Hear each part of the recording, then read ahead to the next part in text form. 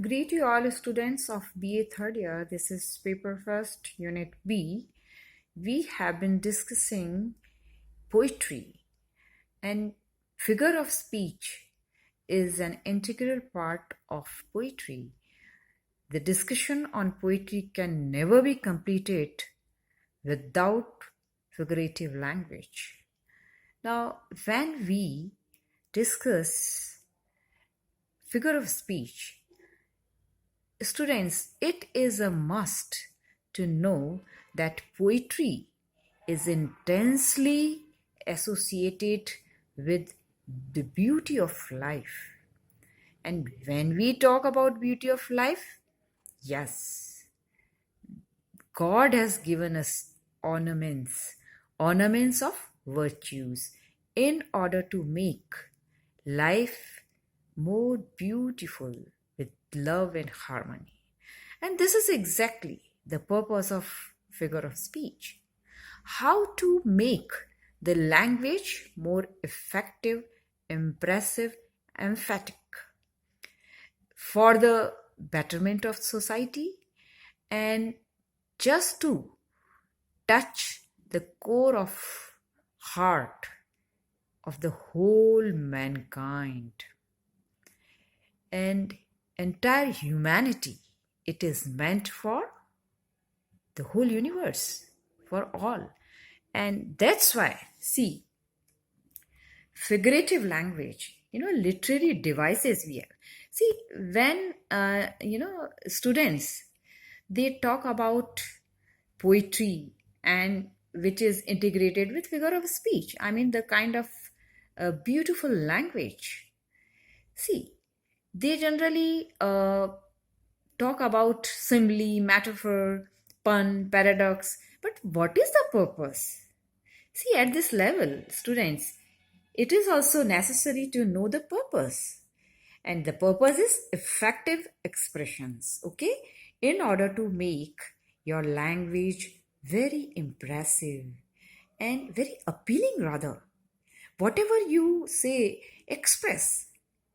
It is not just confined to the literal meaning only.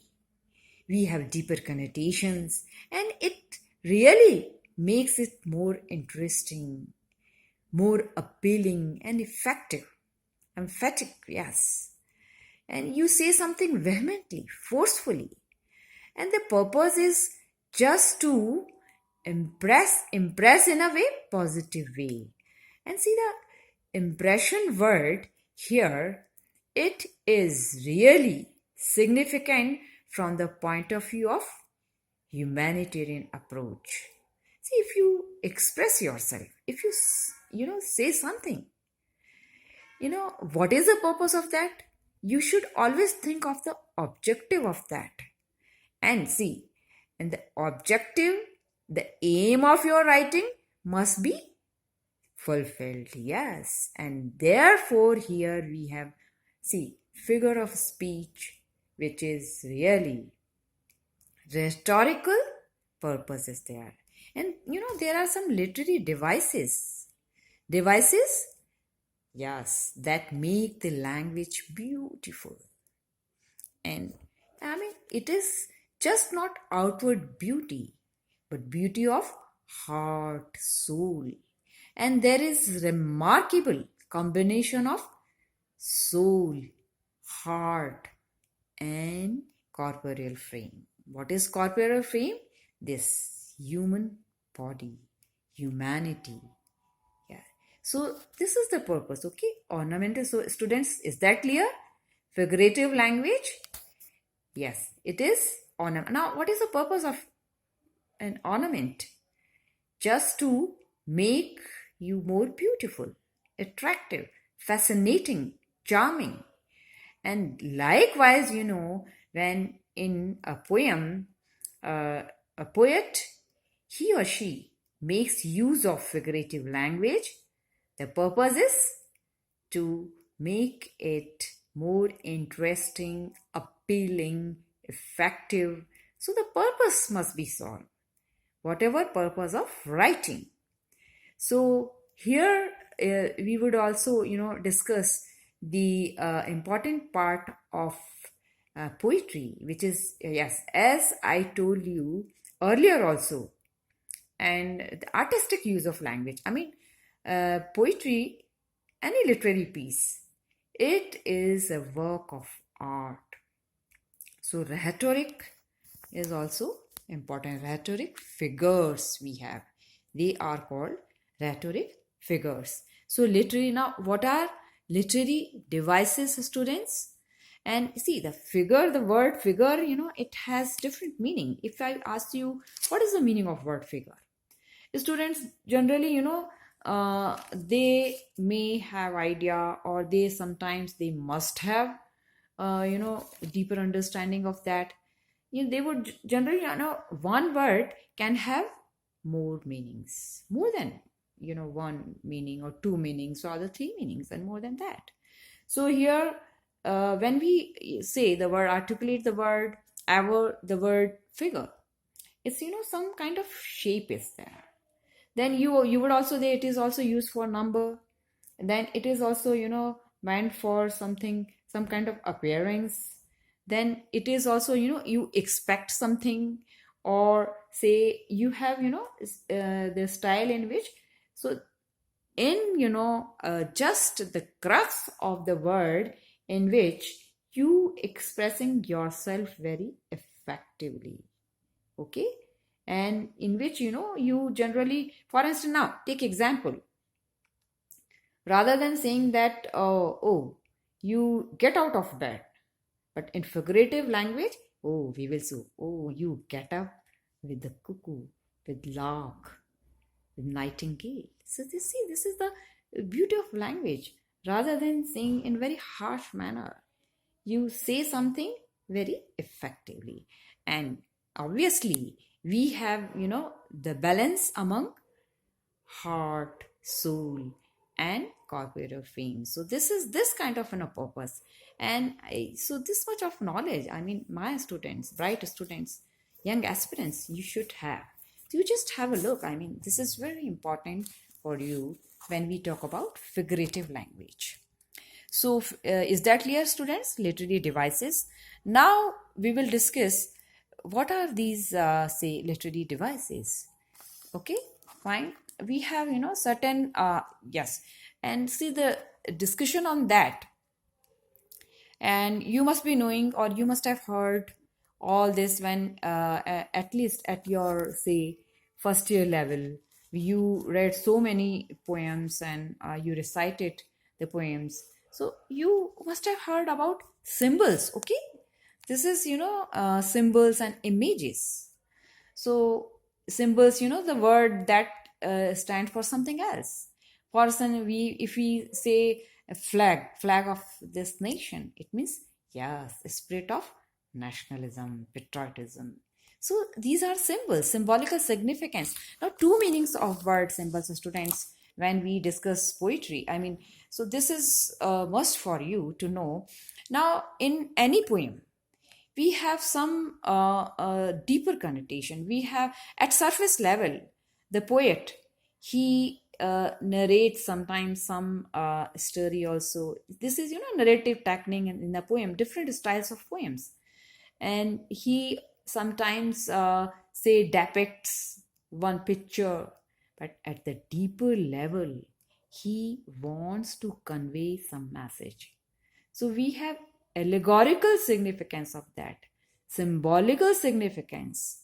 So at this level, students, you must know that we have importance of symbolical significance.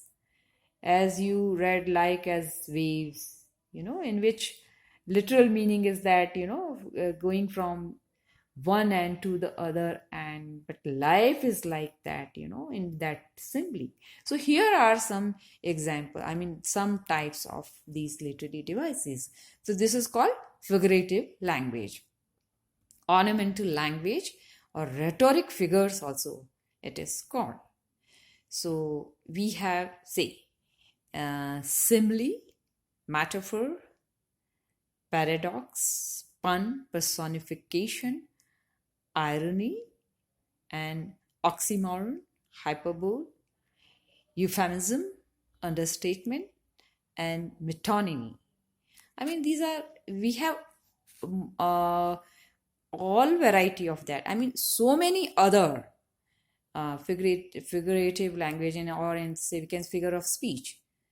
But here at this level, I mean, your VA level, I mean, this much of say knowledge you must have. Now, in simile, see what is the significance of that? In generally in many poems, the poets, they make use of this literary device.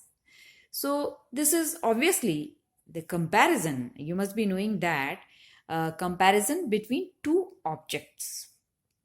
Okay, so two objects, for instance, she's as beautiful as rose. Okay, and generally in simile, we make use of like and as I have just mentioned, like as waves.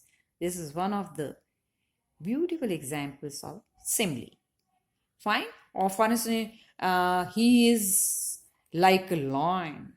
It means he is very strong and very courageous. Like this. I mean, these are certain examples. Now, the difference between simile and metaphor, it is a must to know.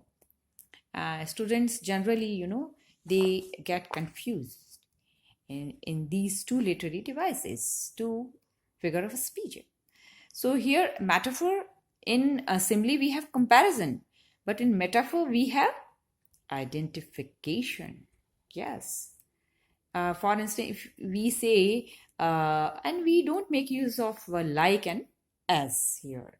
So it must be clear to you. For instance, metaphor, we would say, she is Lata Mangeshkar of our group. I mean, what is the meaning? Identification of that quality with, yes, this metaphor. So we have metaphorical significance of that. Okay. But sometimes, when we have some metaphor, for instance, some character also becomes quality. Yes. That virtue, that stands for virtue. Because she sings very well. So we would say like that, So this is the, and then we have paradox. In paradox, we have two contradictory ideas together. So we have, self-contradictory statements. And so this is a paradox, is in a way a figure of speech that, appears to be self-contradictory, two contradictory ideas together. For instance, deepest sorrow and utmost joy. So they are juxtaposed. So in sometimes in one sentence or some idea, or say in some stanzaic structure, like that, So this paradox, okay? So we have, happiness and sorrow. So this is two absolutely different ideas together, opposite ideas rather, contradictory, self-contradictory in that way. And we will discuss in much detail, but at this juncture, when we start studying poetry, you must have an idea about this figure of speech. Then we have, say, pun. Now, in pun means play on words. And it is also, sometimes for, say, one word, it can have, two meanings, but same sounds. Mind you, students, sound is same. For instance, the word pray, P-R-A-Y, pray, and P-R-E-Y. So, pray, P-R-E-Y, victim, and P-R-A-Y, you must be knowing worshipping God. So, pray. So, this is, one word, and sometimes the sound, and see that spelling is different, but sound is same. But sometimes spelling is also same. For instance, the word mean, M-E-A-N, mean, and the word mean, I mean, in which we have mean, in which we generally say for very low level, mean that person is very, mean mentality for that.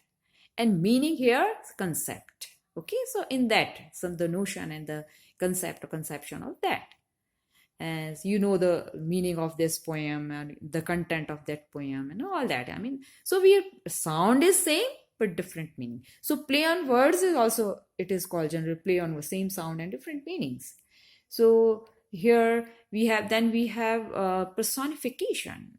this literary device, it's very I mean, all these are very popular, and personification also. So, when we have been discussing this literary devices, figure of speech, see, it gives an additional effect to the poem. Okay, we have great appeal, universal appeal, and that's why it makes the poem more interesting, and interesting in the way so that the message whatever message the poet wants to give, yes, it would spread all over the world. And that's why, yeah, these poets, they have become immortal. They are still living in this world. I mean, you have been studying British poets, Indian poets, American poets, whosoever be, I mean, Australian, African, and even, we have some regional poets also. Yeah, very important. So, the idea underlying is that because of language, see the impact of language, it has an everlasting impact on the human psyche. And figure of speech, yes. You see, if you use, static kind of language, without any, say, certain kind of, say, literary devices, and just, without any proper make of use. So, choice of words equally, I mean, it is very important what kind of words you make use of it, and what kind of language. And it is for this reason that Rabindranath Tagore, Sarojini Naidu, William Wordsworth, John Keats, John Milton, Alfred Tennyson, Matthew Arnold, and T.S. Eliot, they have become immortal figures in the whole world. Okay, so this, because of the language, so this is the point here I want to focus. Then personification, I mean, animate and inanimate beings, they treat as a person. Okay, for instance, see, if you are sitting at present in your house or wherever, some, table, it is in front of you, you can imagine. Or if you are sitting in front of, say, some chair, or say if you are having some pen, or say book, see, these inanimate objects, you feel that oh, they are talking to you. See, this table, as if it has some life. You develop a sort of affinity even with that table. So this is the point, this is poetical expression. Yes. So, and see, even in trees, animate beings also.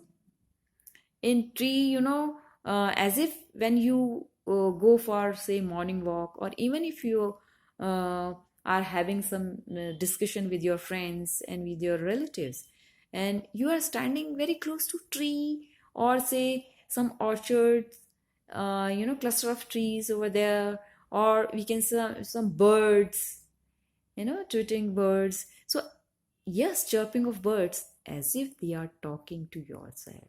So personification is that. I mean, they have been given life by the mindset of the poet, by the genius mind of a poet, bright mind of poet, enlightened mind of a poet. And yes, of course, this is personification. And it gives really an everlasting impact on the mind of human psyche when we have personifications. Okay, personification of, say, sometimes walls. Yes, personification of floor, personification of sky. They have become human beings. They are very humane, they are very compassionate, as if they are talking to yourself. Okay, so this is, giving life to them in simple words. Personification, they have become as if They are persons. And irony, as we discussed in much detail in Merchant of Venice, do you remember? I mean, the meaning is just opposite what the speaker expects. So we have verbal irony and irony of situation that we discussed in much detail also. And we have all these figure of speech. When you study these poems in much detail, we will discuss. I mean, these are very popular literary devices. And see, another, here we have oxymoron. Yes, students, you must have heard, or you may not have heard about that, but it is this is very close to paradox. And in this figure of speech, that connects two opposite ideas, usually in two words. So what is the difference between they say paradox and this? I mean, here we have usually in two word phrases to create some contradictory effect. For instance, example of that we have, if we say true lies, truth and lie. So in this is a phrase. And sometimes if we say, oh, this is open secret, so two words, contradictory. Okay.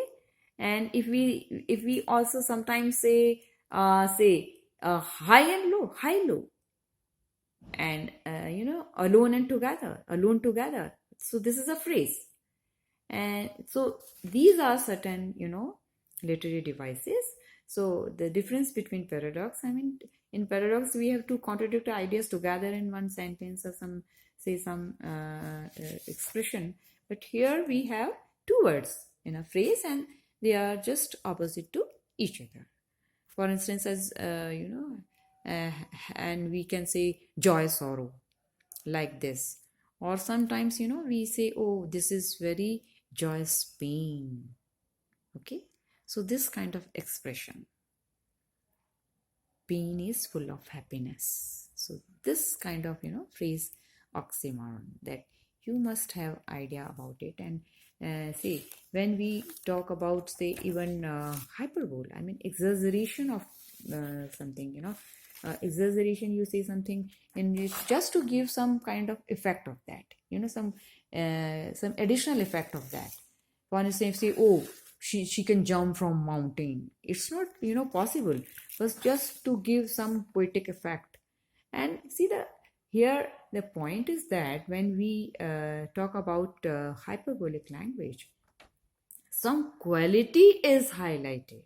What is the purpose of that? Some characteristic feature is focused over there. So this is the purpose, exaggeration.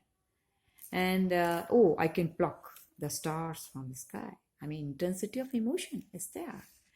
And then we have, euphemism. And this is euphemism is a figure of speech that refers to figurative language, and which is, I mean, sometimes replace the words which are very harsh and which are inhumane, impolite, unpleasant.